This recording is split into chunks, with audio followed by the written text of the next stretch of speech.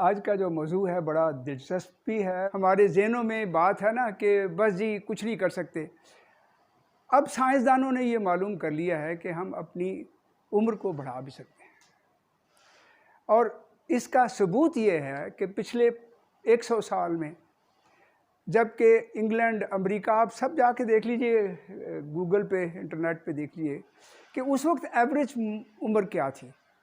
मसलन अगर 40 साल थी मुसलमानों की, अभी पाकिस्तान की 100 साल के बाद इंडिया पाकिस्तान की 40-45 साल थी, आज 60-65 साल हो गई है। इंग्लैंड की इसी तरह 65 साल थी, अब 80 साल हो गई है। Same with America.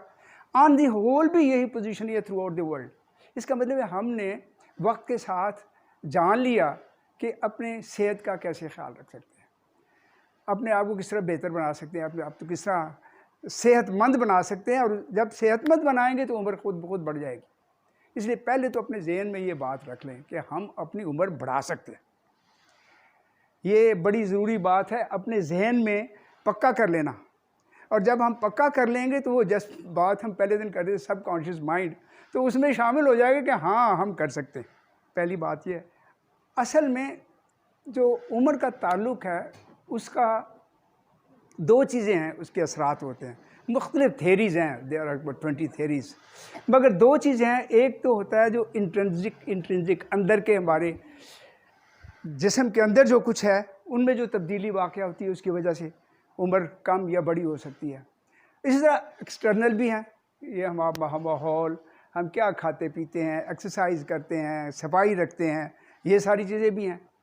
आज मैं बात ज़्यादातर ये चीज़ें जो बाहर की हैं, एक्सट्रिंसिक बाहर की, इनके बाद कोई भी आप इंटरनेट की किताब खोल के देख लें इंटरनेट में कि भैया क्या है, हेल्दी लाइफस्टाइल क्या है, किस तरह अपने आप को कर सकते हैं। मगर इंट्रिंसिक के बारे में बहुत सारी चीज़ें हैं, मसलन स्टेम सेल अंदर होते हैं, वो क्या करता है। मगर आज मैं बात करूँगा सिर्फ जीन के हवाले से, और जो इंसान का सेल का स्ट्रक्चर है उसके हवाले से। पिछली बार भी बात की थी कि सेल जो है उसकी जो मेम्ब्रेन है उसमें ब्रेन है, और जब इंसान के अंदर 30 ट्रिलियन सेल हैं, आप अंदाज़ा करें कि हमें 30 ट्रिलियन सेल्स ब्रेन है जो ले रहे हैं, जो कुछ हमारे एनवायरनमेंट में है वो ले रहे हैं। तो इससे भी तब्दीली वाक़या हो रही है। और ये 30 ट्रिलियन सेल्स जो हैं, इसमें कम से कम 3 ट्रिलियन सेल टूट रहे हैं और बन रहे हैं।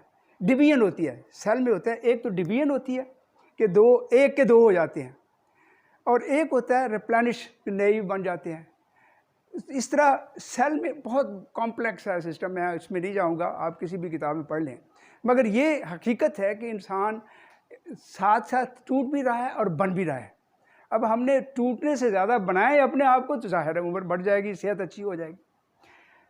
लिहाजा मैं उस लेवल पे जाऊंगा कि जब हमारा सेल में ब्रेन है और 30 ट्रिलियन सेल हैं, तो उसके अंदर क्या है, हर एक सेल के अंदर, जैसे पिछली बार कहा कि ये न्यूक्लियस है, न्यूक्लियस के अंदर क्या है, क्रोमोसोम, और क्रोमोसोम से अटैच्ड है डीएनए, और डीएनए के सेगमेंट्स होती हैं जीन्स। अच्छा, अब मैं इस पॉइंट पे आऊँगा ख़ास कि जो डीएनए होता है वो क्रोमोसोम के साथ एक ख़ास जगह पे अटैच होता है। ये पिछली बार बात नहीं थी, आज करते हैं। ये जो ख़ास जगह है, ये चारों आप देख रहे हैं, जितने क्रोमोसोम है इस तरह इनके साथ अटैच होते हैं डीएनए के साथ। जब सेल डिवाइड करता है, हर डिवीजन पे कुछ, ये जो थोड़ा सा डीएनए का हिस्सा है वो कट सकता है और कट जाता है। और कुदरत ने ये निज़ाम किया है ज़बरदस्त कि जो ही थोड़ा सा कटता है तो इसके अंदर एक टेलोमेयर कहते हैं उसको, टीलोमेयर या टेलोमेयर, एक कॉम्प्लेक्स है जो इसको बन जाता है कुदरत की तरफ से, और वो इस डीएनए को तोड़ने को रोक देता है या उसको जोड़ देता है। तो लिहाजा वक्त के साथ साथ ज्यों ज्यों डिवीजन होती जाती है सेल की, ये जो है उसकी रिपेयर भी साथ साथ होती जाती है। अच्छा, जब रिपेयर होती है तो ऑब्वियसली आपकी उम्र जो है वो उसी तरह कायम रहती है, बूढ़ा नहीं होता। और जितने भी फैक्टर्स होते हैं सारे, वो फैक्टर बेशुमार, जैसे पिछली बार डिस्कस किया था, वो फैक्टर इंटरनल भी एक्सटर्नल भी दोनों इफ़ेक्ट करते हैं, दोनों असरअंदाज होते हैं। अच्छा, अब एक और बात कि जब वक्त गुजरता जाता है और जो 30 ट्रिलियन सेल में से कम 330 बिलियन डेली सेल वो बनते और टूट रहे हैं, फिर रिप्लेनिश हो रहे हैं सेल। अब इसकी डिटेल में नहीं जाएंगे, मगर आप ये समझ लें कि हर वक्त हमारा निज़ाम 24 आवर्स चल रहा है और एवरी एक्शन, हर काम, हर सोच, हमारा हर हरकत उसके ऊपर असरअंदाज हो रही है।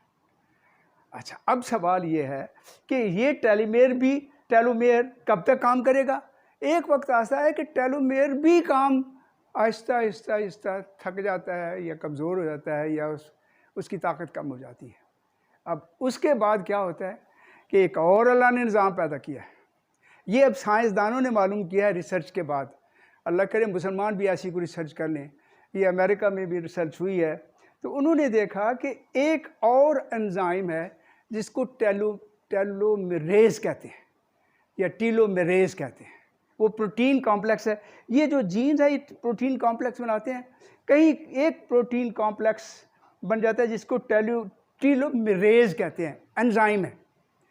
इसका काम ये है कि ये उस जो कमज़ोर टेलोमेयर इसको मजबूत कर देता है। लिहाजा आदमी बूढ़ा देर से होता है। और अगर हम अपनी इंट्रिंसिक और एक्सटर्नल जो फैक्टर हैं उनको ठीक रखें तो फिर ज़ाहिर है हमारी उम्र बढ़ती जाएगी। अच्छा, अब एक बड़ा मज़ेदार बात जो रिसर्च करके उन्होंने मालूम किया है, वो ये कहते हैं कि जो टीलोमेरेज है, अच्छा, ये हम खुद भी इसको बना सकते हैं। एक तो कुदरत की तरफ से, एक हम खुद भी बना सकते हैं। और ये क्यों, हाँ, एक जब बात मैं दोबारा उसको करना चाहूँ कि ये जो क्यों उसका कमज़ोर होता है, क्योंकि इंसान के अंदर एक तो नेचुरल फिनोमेना है, दूसरे कुछ फैक्टर्स हैं लाइक स्ट्रेस। अगर आप स्ट्रेसफुल कंडीशन में होंगे तो ये जल्दी डैमेज होगा, और लिहाजा एक फैक्टर ये है स्ट्रेस जो का नेगेटिव इफेक्ट रखता है। मगर उन्होंने, साइंसदानों ने ये मालूम किया कि अगर आप अपने अंदर मोहब्बत का जज्बा रखें, प्यार, मोहब्बत, केयर, लव, कंपैशन, एम्पथी, इस किस्म के जो जज्बे हैं, केयर, ये काइंडनेस, तो वो जो ये एंजाइम है टेलोमेरेज इसको बढ़ा देता है। इसका मतलब हमारे इख्तियार में है।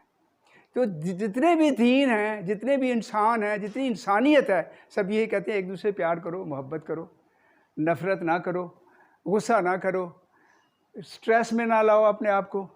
तो जब ये सारा आप करेंगे तो ऑटोमेटिकली आपका जो उम्र का जो देर हो रही है, उम्र में जो कमी हो रही है, उसको आप बढ़ाते जाएंगे अपनी क़ुव्वत से, उस क़ुव्वत से जो अल्लाह ताला ने हमारे अंदर दी है।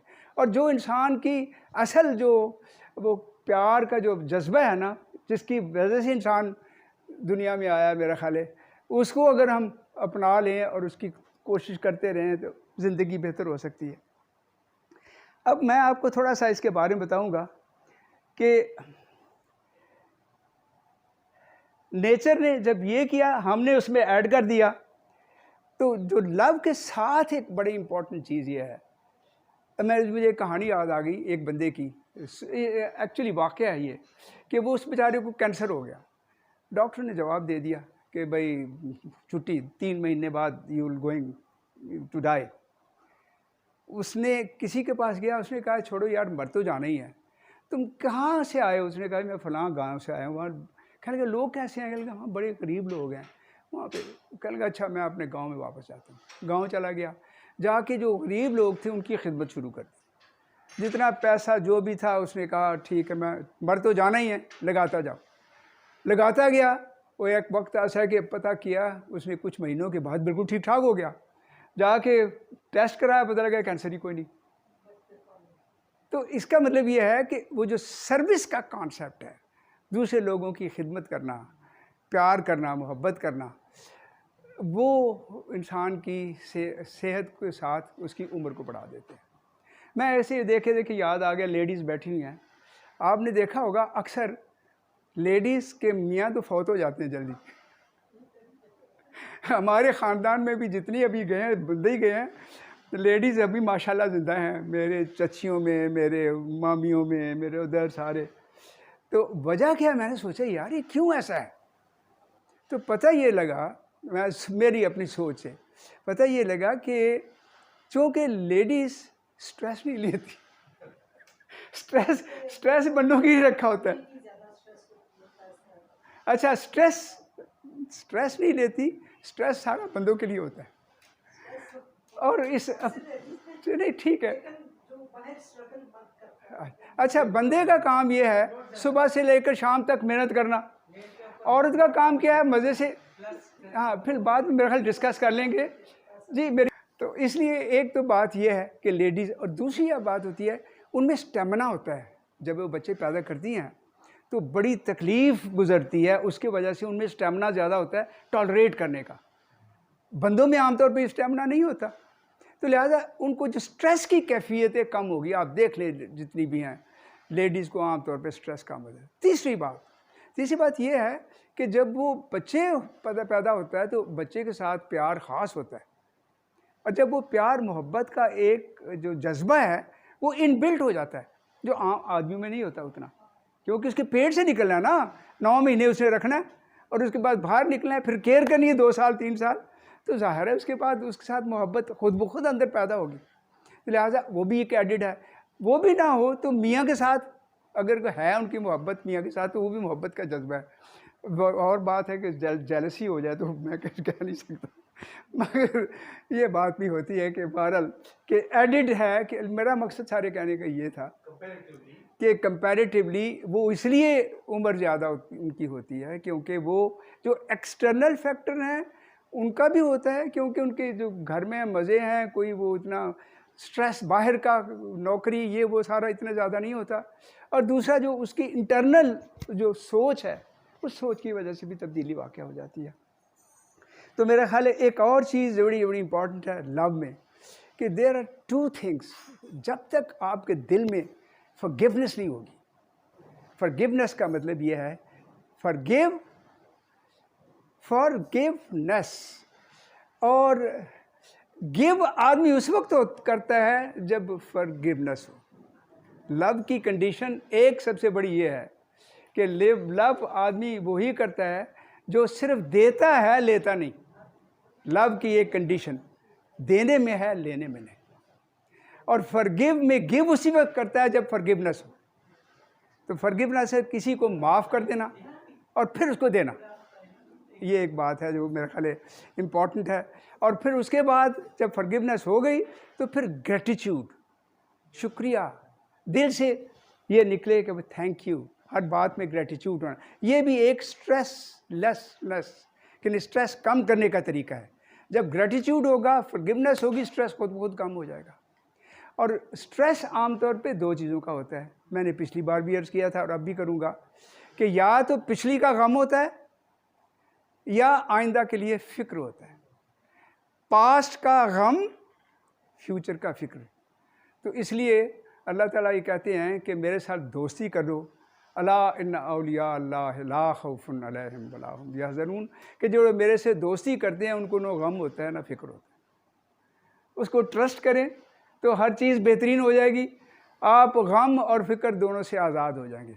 और आखिर में बात यह है कि तो की कहते ने माली दा कम फल फूल लाना ते मशकां पर माली दा कम फल फूल लाना ते मशकां पर लावे पावे ते मालिक दा कम फल फूल लाना लावे ना या लावे।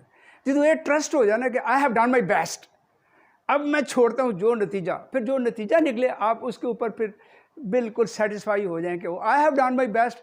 अगर ये नतीजा वो नहीं निकला मैं जो एक्सपेक्ट करता था, तो there is something hidden in it, something good hidden in it. मेरा ख्याल में ये भी बड़ी इंपॉर्टेंट चीज़ है। तो ये चीज़ें स्ट्रेस को कम करती हैं। एक तो लव को इंक्रीज करें बाई गिविंग, और दूसरे स्ट्रेस को कम करें, ऑटोमेटिकली आपकी उम्र बढ़ जाएगी। मैं तो चाहता हूँ कि अगर ऐसा करें तो आपकी उम्र अगर 140 साल भी हो तो कम है, you can go up to 150 years, कोई प्रॉब्लम नहीं है।